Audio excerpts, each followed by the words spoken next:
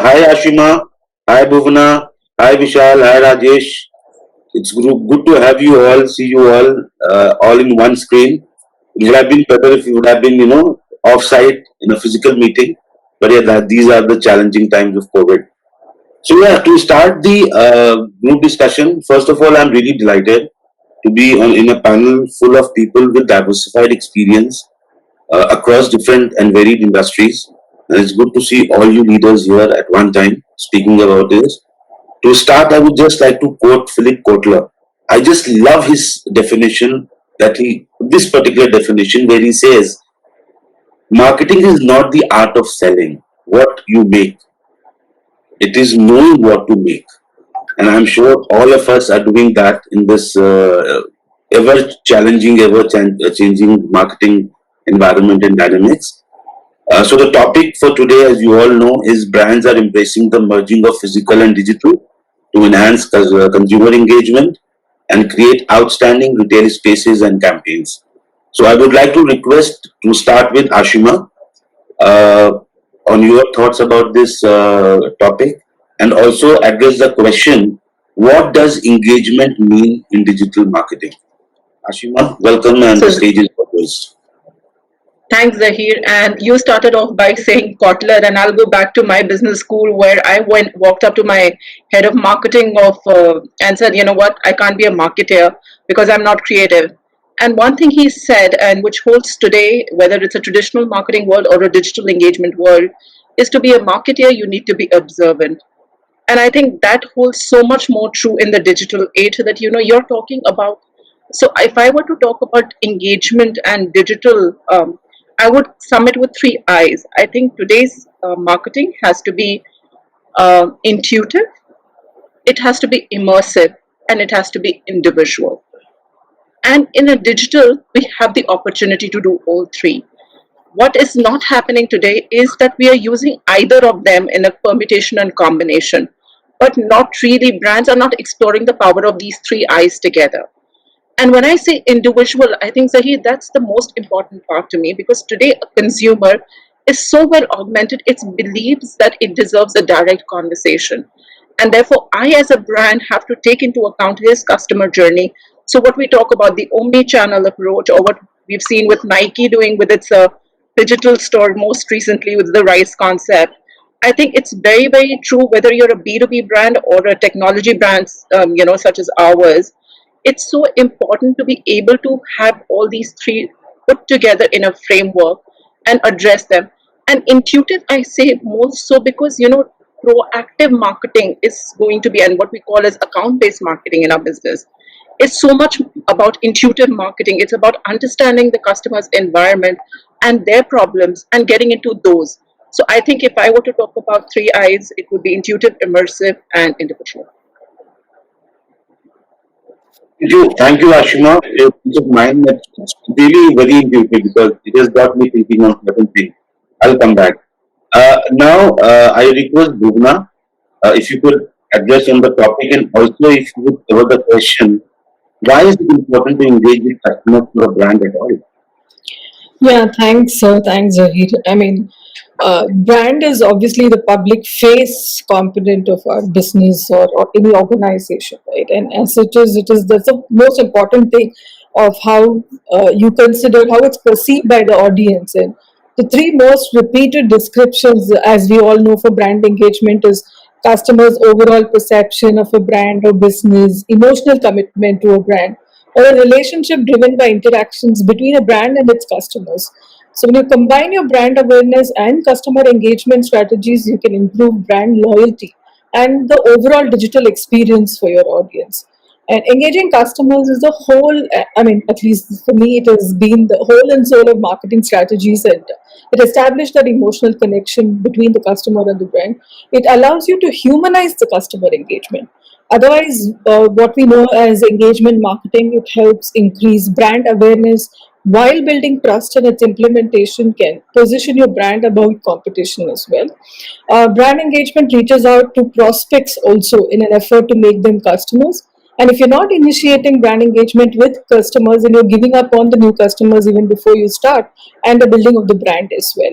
And customers need, I mean, as all we're all customers, so we need that reminding about the product or the service throughout the purchase journey to develop that loyalty and also collect customer information, the data that is seen as gold by every marketer. Across the typical end-to-end customer journey, your customers have multiple interactions and experiences. By focusing on improving those that matter most to the customer, you can prioritize that spend and better allocate resources as well. ROI is a basic thing that we all learn as marketers, and that's something that you really do across customer engagement while building the brand. It also represents a strategic imperative for generating enhanced corporate performance, sales growth, superior competitive advantage, and profitability. And the rationale obviously being that the customer is the word of mouth, the so called word of mouth, viral marketing activity, providing referrals, recommendations. And if we do it right, you'll grow your brand and build that loyalty, and in turn, drive revenue. High rate of customer engagement, just to throw some data there, increases reputation score and in turn increases cross sell revenue. I mean, this is an average number by 22% and upsell revenue by around 35 to 38%. And with businesses going almost 100% during the pandemic, going 100% digital, brands should be on a constant mission to improve their customer relationships. It's only become easier to build a break influence, and your customers have the power in their fingers to sway the scores. We all know that user generated content is powerful. Customers are maybe 2.4, 2.5 times more likely to view user generated content as authentic compared to what the brand generates itself.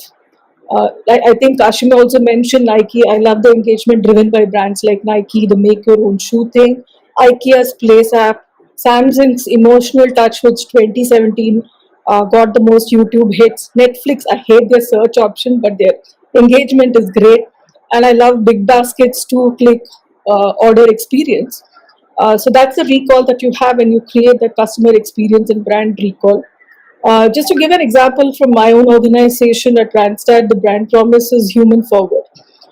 It sticks, it's got that stickiness, the promise to the world that we will always put humans first.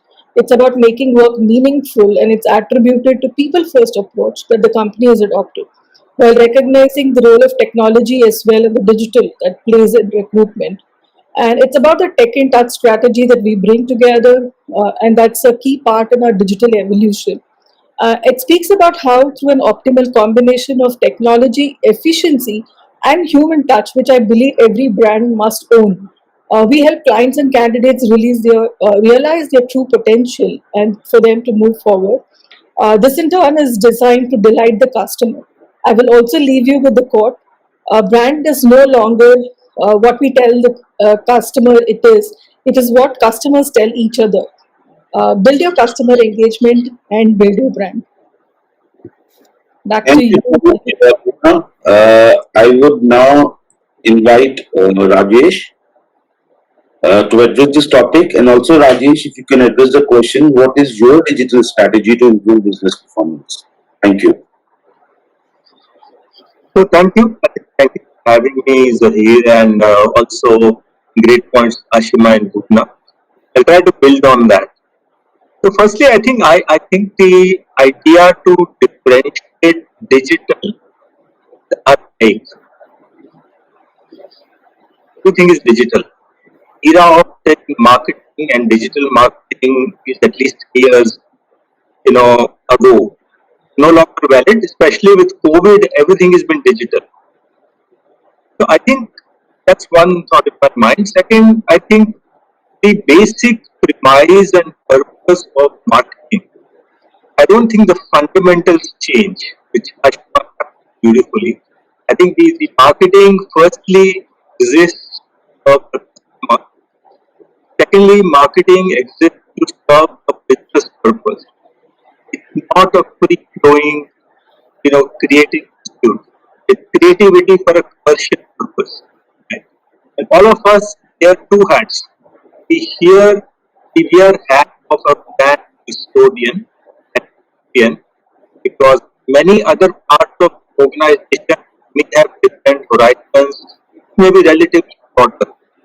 think the marketers are tasked with goal of building long-term value business while meeting short-term goals. I think that balance and connecting dots across the organization is really market do best. And their role has become sharper focus than for now as a core function and as a core strategic. And the third, I would say, rather than digital, non-digital, I would say workday business and marketing is a combination of human-led interactions and possibly, non-human interaction. You can have a human interaction on digital like we are having right now. Or you can have, a non-human interaction with receiving a message by any means that calls the person. So there are two aspects. With digital, what has happened is that the ask and expectation on ease of doing business has significantly gone up. Everybody wants the experience to be immediate, active, and solving their purpose, which is what digital has done. So digital is not only marketing; it's just the way of doing business. Second, I think from a one-time buy, it was sometimes seen as a hit and run type of a, has become a consistent experience and somewhat of a value realization by the customer so that they come back. And that has created, I think, the more focus or more, use the word power moving in the hands of marketing versus just content selling. The last thing I would say is because of the way digital has grown, social media and has created a new level of transparency of brands with the customer. It's no longer behind the corporate wall. People behind the brand, the leaders are all out there in people immediate, authentic, element, responsive. Even if they are not, people are also thinking about in a world where increasingly functional benefits are very easy to match. Consumers want, to deal with brands and organizations who have a purpose within the world, whose values align with the planet, good of the community, their own personal values. No longer brands can, just have a high level speak. They have to have take a stand and live them. I think all of those things have become changed the composition of what we do. We tend to think it's made it richer. Sometimes we tend to get lost in the myth and technology behind the brand and so on, which will keep changing. It was tech and RTech, increasingly AI, auto, and a bunch of new technology. I think the spirit and core of the marketers is what is the that's what we are all affected us. So that does. Thank you so much, Rajesh.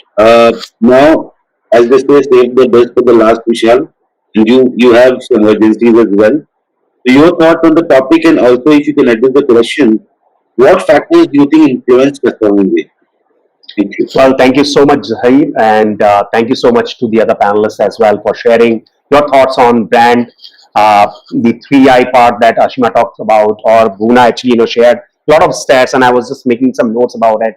And Bhuvana, you also introduced the concept and took this entire customer engagement to a level which is now CX, customer experience.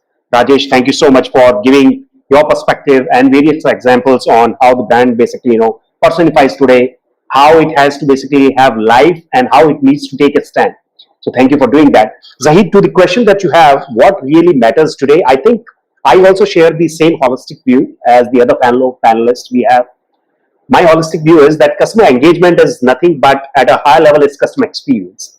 And what you think of a customer experience is basically summation of or all the engagements that the customer or a prospect would have had right from the first touch point. It could be an email that you are sending it to them, or it could be a LinkedIn email or LinkedIn ad or a Facebook ad or whatever that be. The moment they click on that ad, the moment they read your email, they came on your website, they went to your store, all those touch points, everything, every touch point, every engagement adds to the entire customer experience. I feel that there are a couple of factors which actually influences customer experience. I know that Bhuvana was actually talking about some stats, and I just thought that I would also bring one stat from Freshworks. I know we are running out of time, but then there was this survey that we did in 2019, which is known as the new rules of customer engagement. We of course surveyed the global audience, and that is where one stat actually came to my mind, and I thought I would share it with the audience here today. It was saying that 70% of the customers will leave just after a single bad experience. And that is, mind you, this is 2 years back when COVID wasn't a case and it wasn't really in our dictionary. Cut to today, if I wouldn't be surprised if this 70% is 95%. Customers have actually, the expectations have gone higher. The wait time or the kind of replacement things that they have in their mind is really going down. Somebody would have said 5 years back is the age of intolerance. I think this is the age of intolerance, whereby customers are actually not ready to wait for your order to come or anything like that. There are three factors now which I feel brands should actually do, and it's again to do with how you make your customers or prospects feel. So it's all about making them feel. So I personally feel that these are the behavioral tactics of a brand. One, it has to be genuine. You have to be genuine in your response. If you have messed up in your services, if your orders are late, just accept it, apologize, or be proactive in admitting it. I think all of us went through that phase whereby when we actually spoke to or wanted to speak to one of our brands, the IVR would have said that okay, we are facing a lot of downtime or people are working remote and you may actually experience more waiting hours. I think that's absolutely fine. I think that sets the expectation. This is a very genuine response. I think the other thing, which is also the brand behavior or the characteristic, is you have to show the empathy. The beginning of this entire pandemic was very difficult, especially for industries like travel, hospitality, and I remember there are many brands which actually extended discounts. They actually deferred the payments, invoicing, and whatnot. So there was this collective consciousness which actually worked, and that was the empathetic response that they gave to their customers. I also feel that when you look at this empathy and being genuine, it's just not a one-way street between you and your customer. It also works with your employees. So the more genuine and empathetic you are with your employees, more enabled they are, empowered they are. I think it just translates into a better customer experience. Last but not the least, I think that's the functional part of how it can influence the brand experience. It's about the ease at which somebody can connect with you. It could be a prospect or a customer.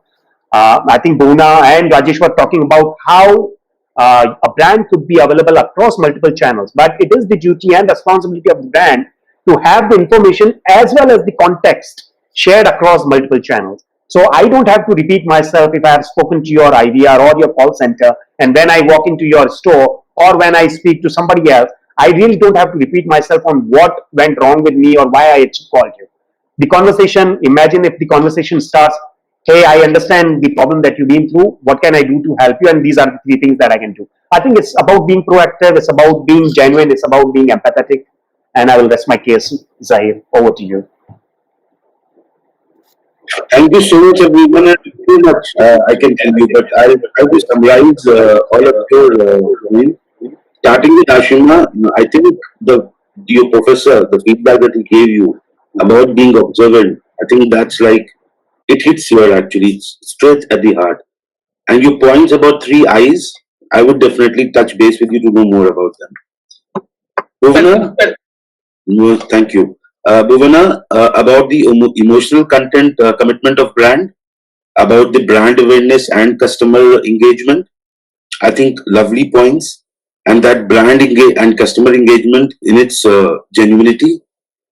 Rajesh, you said everything is turning digital, especially after COVID, and that's true. And you also said that any marketing campaign or a plan or a customer engagement should have a long-term vision, but at the same time, it should fulfill short-term goals as well. Absolutely right.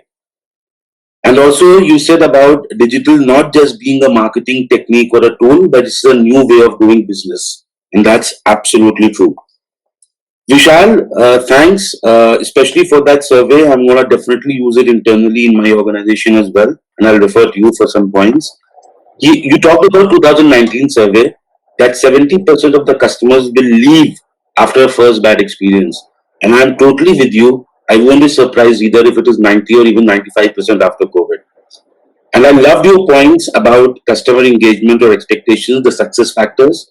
You have to be genuine. You have to be empathetic, not only towards your customers, but towards your employees. Because as you rightly say, treat your employees the way you want them to treat your customers. And third, the ease of connecting. I would also have some examples, of the mind examples about Vistara membership, about Marriott Bonvoy. Despite not having traveling or stayed even a single night at their property, Vistara extended the platinum membership for 2 years. Marriott Bonvoy extended the platinum membership for 2 years, and they credited 15 nights for all platinum members, despite the fact that you have not stayed for a single day. So obviously, then your loyalty enhances towards them. But yeah, it has been a wonderful time, and thanks for sharing your thoughts. Obviously, it comes from your vast experience, and that shows. So thank you, ladies and gentlemen, for your time, and wish you all a great weekend and a great year ahead.